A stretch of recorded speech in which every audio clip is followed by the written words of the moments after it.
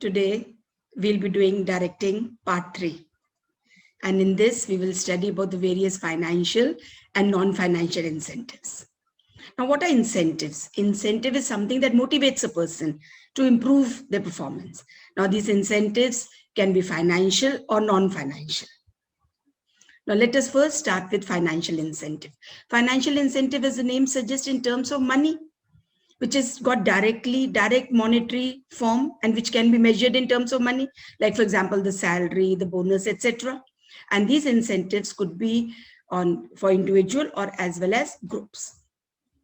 Now, there are 7 types of monetary incentives that a person could be given to perform better. Now, let us study them one by one. The first and the primary financial incentive is pay and allowance. Everybody goes to work to earn something, to earn a pay. People go to far off places to earn. Why? Because of the money. But pay everybody gets for the work they do. But the incentive is regular increment in salary. If your salary keeps on increasing and the allowance that you're getting from time to time, they also keep on increasing, then that is a very good financial incentive. So this is the first financial incentive.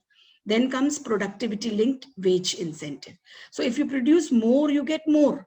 So the more you produce, you end up earning more. So therefore, people want to increase their productivity so that they earn more. And this is the second financial incentive. Then comes bonus. In India, we have the Bonus Act. Now, what is the Bonus Act? The Bonus Act says that every person who is working is entitled to 13 months salary, 12 months for the months of the years that we have, and 1 month's salary should be given in the month of the festival. So Hindus should get it during Diwali, Muslims should get it through Eid, Christians should get it through during Christmas, etc. Like that they should be getting. So if you get bonus is over and above the salary and wages that you get, then that is also a very good financial incentive. Then comes profit sharing. Every organization earns profit. So the profit that an organization earns is called the normal profit. Sometimes the organizations earn a little more than normal profit, and that is called super profit. So some organizations, they share a part of that super profit with the workers, with the employees, and this is called profit sharing. So they have made super profit because the people who have been working in the organization, they've really worked hard, they've produced more, and that is why the company made super profit. So part of it should be shared with the workers. So when the workers and the employees know that they're going to get a part of the profit that the company earns, they work even harder. So this is a very good financial incentive, that is profit sharing. Then comes co-partnership or stock option. Sometimes what happens, certain companies and many companies nowadays, they're offering their shares at a much lesser price than the market price. So every company is listed in the stock exchange. Let us say a company's shares are listed in the stock exchange for 200 rupees. They're selling these shares to their own employees for 140. So the employees buy it and they also become a part of the owner. So co-partnership, they get stock option at a much lesser price than what is available in the market. The employees could have bought it from the market also, but now here they're getting it a much lesser price. Now, what if these employees, they go and sell it? Then they're deprived of the benefits they would have got. So whenever the company issues shares to the employees at a much lesser price, and the employees have a choice, if they want to take it, they can take it. It's not compulsory for them. Then in that case, there's a vesting period. There's a fixed period in which they cannot sell. And by the time this period gets over, it's not normally 2 years. By the time it gets over, these people have started getting dividend and they feel that they're also owners of the company where they're working. So this becomes a very good financial incentive. That is called co-partnership or stock option. Then comes retirement benefit. Now, so long as you're working, you're getting salary. What happens after you retire? Your expenses go up and you still need all the things that you were needing earlier. So if the company is giving some provident fund, gratuity, pension, etc., then that is a very good financial incentive. That is why many people go in for a government job because of all these benefits, retirement benefits that are given. And then finally, we come to perquisites. Perquisites means perks or fringe benefits like car allowance, housing allowance, medical facilities, or education of children. These actually should have been borne by the employee, but the employer is paying for it. So these are additional benefits. And free gifts and free benefits and fringe benefits, nobody says no to. So this is again a very good financial incentive. So there are 7 of these financial incentive, and sometimes students find it difficult to identify them in the board. So therefore, I've made some tips and tricks of how to come to know which incentives are there. So whenever you get a case study regarding anything, what you can do is you can write down the points that you have to look for in the case study and then try to find them. So I have written them down parallel to this study that I've made. And first we'll read the question, which incentive are being talked about here? So let's see what they're talking about, and then we'll see, I've lined up all the financial incentives. So Monu took up a job in Dubai as the salary was good. So the first incentive they're talking about here, pay and allowance. He was also given extra pay for additional production done by him. Productivity linked, because he's producing more, he's getting more. Productivity linked wage incentive. After working in Dubai for 3 years, he wanted to visit India during Diwali time. His boss gave him extra salary. When I told you, 1 month extra salary, bonus. So here they're talking about bonus, and promised him that Monu comes back, he would be given some shares in the company. So shares in the company means stock option, giving shares in the company of that owner. Monu was very happy and assured his boss that since the job was well paying with a lot of allowance, that means perquisites, lot of allowance he's getting, that means perquisites, he would definitely come back. Furthermore, there was gratuity and provident fund. Gratuity and provident fund is given to you after you retire. So these are retirement benefits. Which incentive are being talked about here? So you can find them out because you have all of them written right in front of you. So I'll share how it looks. So I've put in the incentives wherever they fit in, so that this is how you are supposed to solve your case study. Now let's go on to non-financial incentives. Now it looks as if financial incentives are good enough. Everybody wants to work for finance, for money. But non-financial incentives are equally important. And these satisfy the psychological, social, and esteem factors. And they are as important as financial incentives. And when we go through them, then you will realize how important they are. Sometimes these non-financial incentives also carry monetary aspect. Little bit of monetary aspect is also there.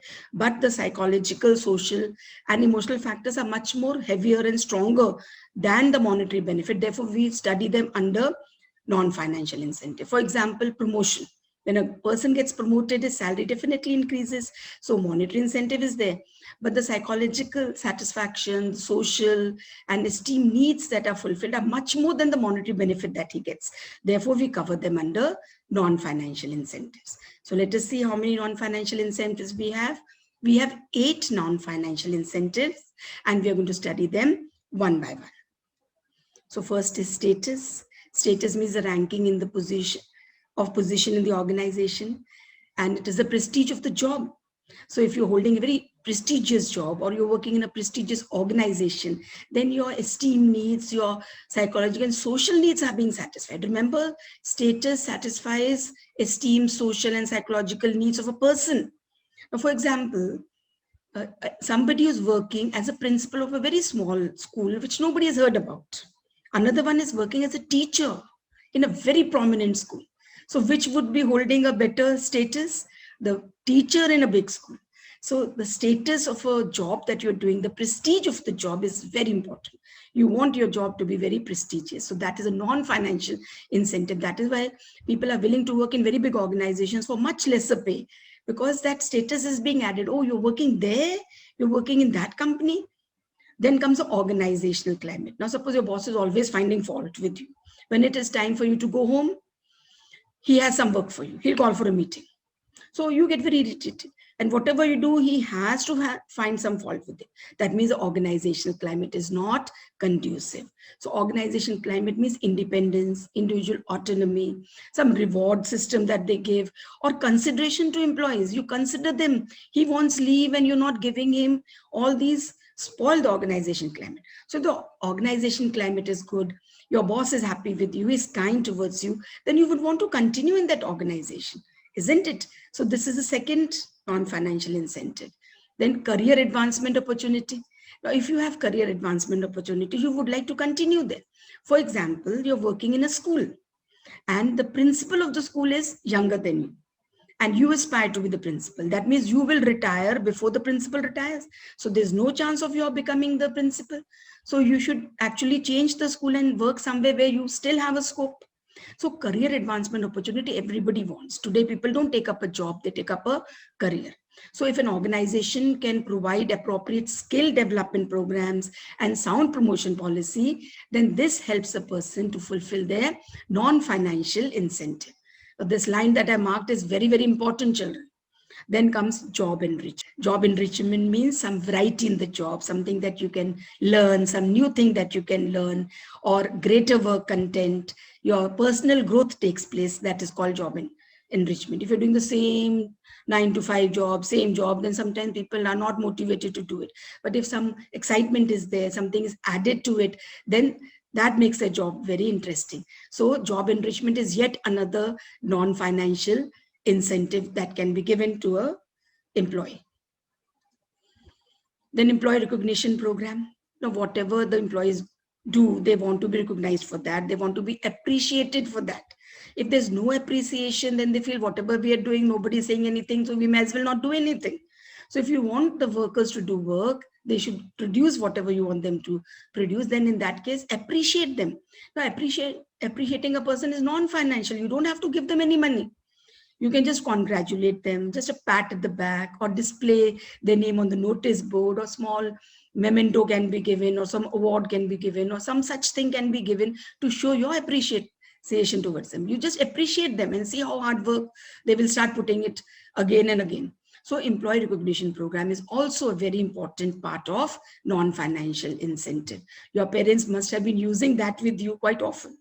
Then comes job security. Everybody wants their job to be secure. Nobody wants a hire and fire policy that you can be thrown out of the job anytime. That is why people go in for government jobs, because they're permanent.